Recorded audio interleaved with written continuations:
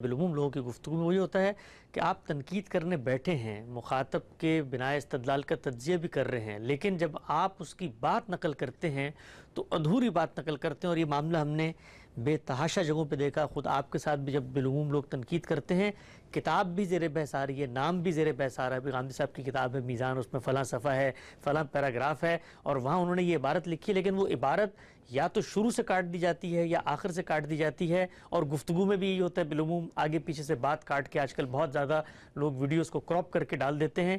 تو مناظرانہ ذہنیت کی اس پہلو کو آپ کیسے دیکھتے ہیں کہ بات مکمل نقل نہیں کی جا رہی ہوتی؟ اس کے پیچھے بھی وہی ذہن ہے، ہم حق پر ہیں، ہمیں دوسرے آدمی کو ہر حال میں شکست دینی ہے.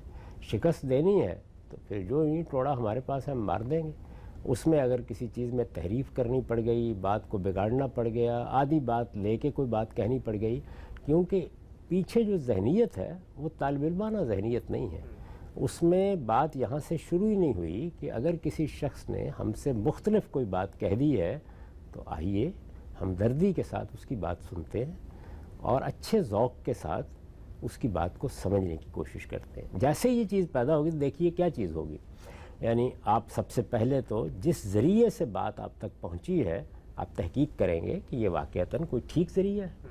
یعنی میں نے ایک بات آپ کی نسبت سے بیان کر دی، پتہ نہیں میری سمجھ میں بھی آئی ہے یا نہیں آئی، تو کوشش کی جائے گی کہ جہاں وہ بات کہی گئی ہے، اور آج کل کے زمانے میں تو اگر وہ لکھ کر کہی گئی ہے اس کو بھی حاصل کرنا کوئی مشکل کام نہیں ہوتا، اور اگر وہ بول کر کہی گئی ہے تو اس کو بھی سننا کوئی مشکل کام نہیں ہوتا.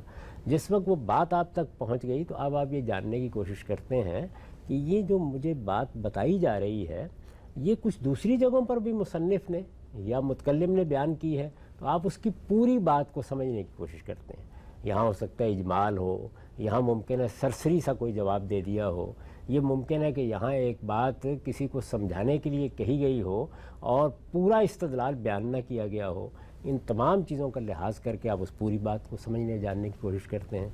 پھر آپ کے ذہن میں اگر کوئی سوالات باقی رہ جاتے ہیں تو آپ دیکھتے ہیں کہ کیا یہ شخص زندہ ہے، ہم اس سے رابطہ کیوں نہ کریں، ہم خود اس کے ساتھ ایک شائستہ مکالمہ کر کے اپنے سوالات سامنے رکھیں اور بات کو سمجھنے کی کوشش کیوں نہ کریں.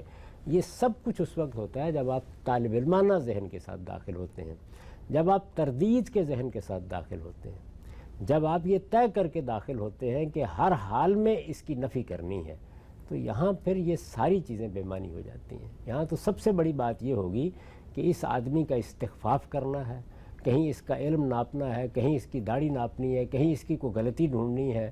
اگر کسی وقت بات کرتے ہوئے سبقت لسانی سے بھی کوئی چیز غلط نکل گئی ہے تو اس کو نمایاں کرنا ہے، اس کو لوگوں تک پہنچانا ہے، اس کی بنیاد پر کہیں اس کے علم پر کہیں اس کے عمل پر حملہ کرنا ہے.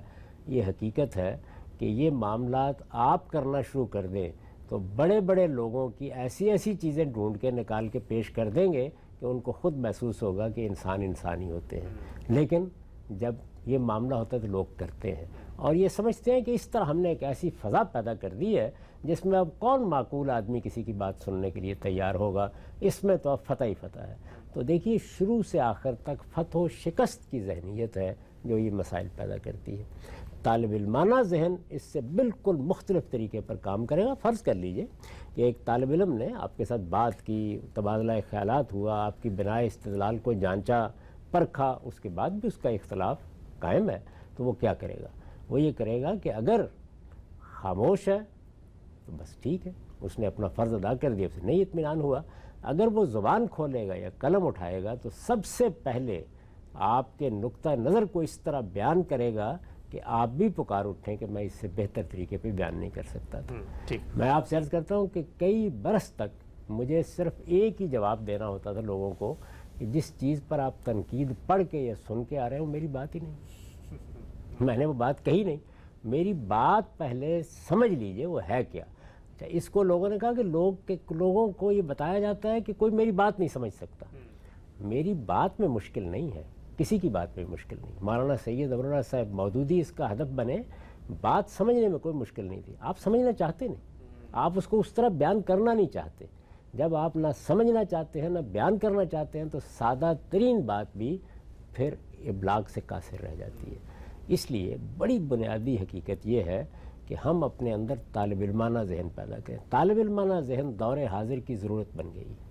اگر یہ دور حاضر میں مذہبی لوگوں نے اپنے اندر پیدا نہیں کیا تو وہ خیال کر رہے ہیں کہ وہ پروپیگنڈے کی قوت سے اور اپنی عصبیت کے زور پر یہ بازی جیت لیں گے۔ میں آپ سے سچ عرض کرتا ہوں کہ ان کی شکست میری شکست ہے، ان کا پیچھے ہٹنا میرا پیچھے ہٹنا، اس لیے کہ وہ اس دین کے ماننے والے ہیں جس کو میں اور آپ مانتے ہیں۔ جب یہ صورتحال ہے تو یہ بڑی دردمندی کی درخواست ہے کہ اب یہ معاملہ چلنے کا نہیں ہے، یہ آپ کی ہزیمت نہیں، یہ دین کی ہزیمت کا ذریعہ بن جائے گا، اور بن رہا ہے نئی نسلوں میں۔ آپ خود جا کے دیکھ لیجئے، یہ صورتحال ہے، اب کوئی راستہ اس کے سوا نہیں کہ جس سے بھی بات کرنی، میں کہتا ہوں کہ مقابل میں کوئی مذہبی تعبیر نہیں، الحاد ہے، اس سے بھی آپ کو شائستگی کے ساتھ طالب علمانہ تبادلہ خیالات کرنا پڑے گا۔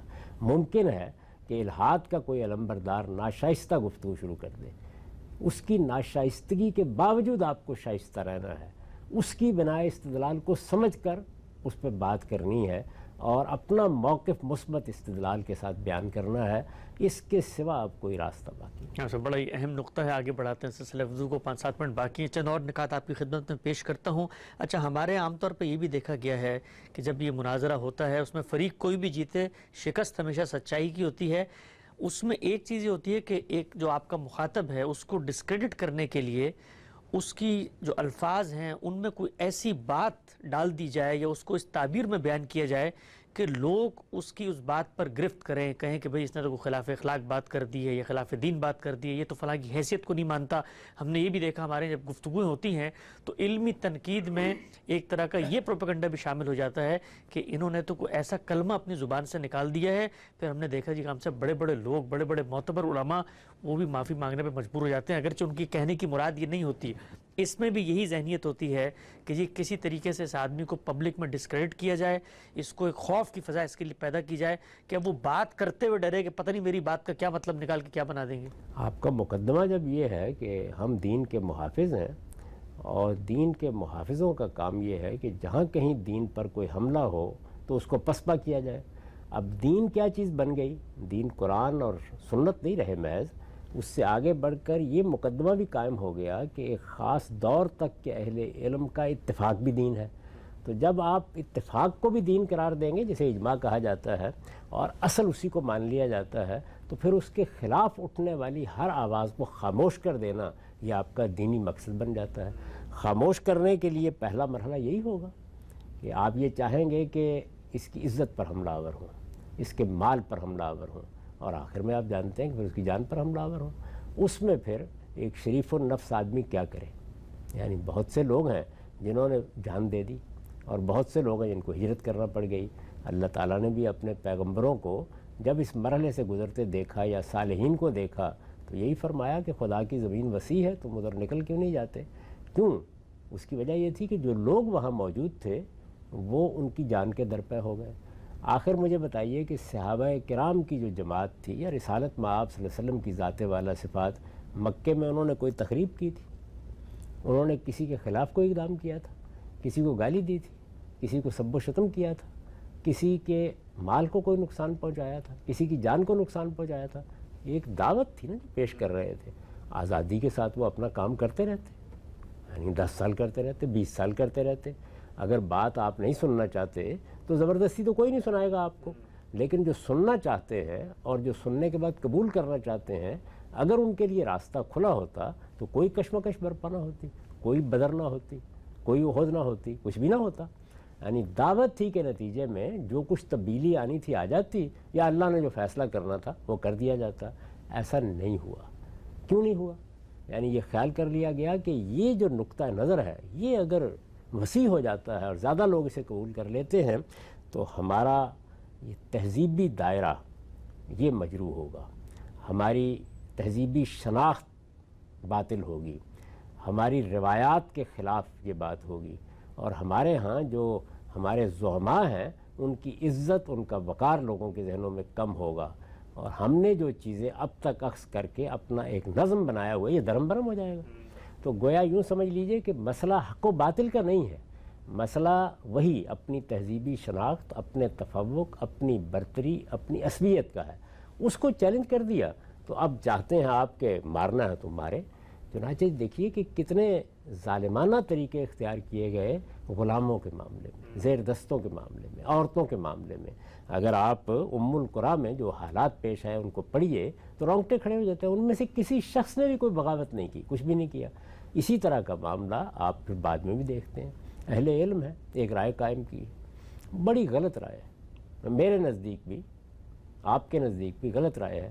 وہ اپنی بات استدلال سے کہہ رہے ہیں، استدلال سے نفی کر دیں گے اگر ضرورت محسوس ہوتی ہے۔ جب انہوں نے کوئی اقدام جارحانہ اقدام نہیں کیا، ہم کیوں کر رہے ہیں؟ کیا وجہ ہے؟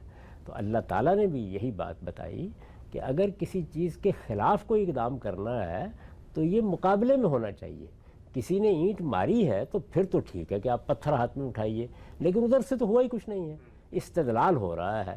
تو استدلال کو استدلال کے طریقے پر اگر واضح کرنا ہے تو اس میں لازماً شائستگی ہوگی، تہذیب ہوگی، دوسرے کی بات کو بگاڑا نہیں جائے گا، دائیں بائیں سے اس کی بات کو اپنا رنگ نہیں دیا جائے گا، پروپیگنڈا نہیں ہوگا، استخفاف نہیں ہوگا، پھر تو بات ہوگی۔ اور بات شائستگی سے جب ہوتی ہے تو باہمی احترام پیدا کرتی ہے، اور جب وہ اس ذہنیت میں بدل جاتی ہے تو وہی کچھ سامنے آتا ہے جو اس وقت ہم سیاست میں دیکھ رہے ہیں، مذہب میں دیکھ رہے ہیں، بلکہ سماجیات تک میں کوئی گفتگو شائستگی سے کرنی مشکل ہو گئی۔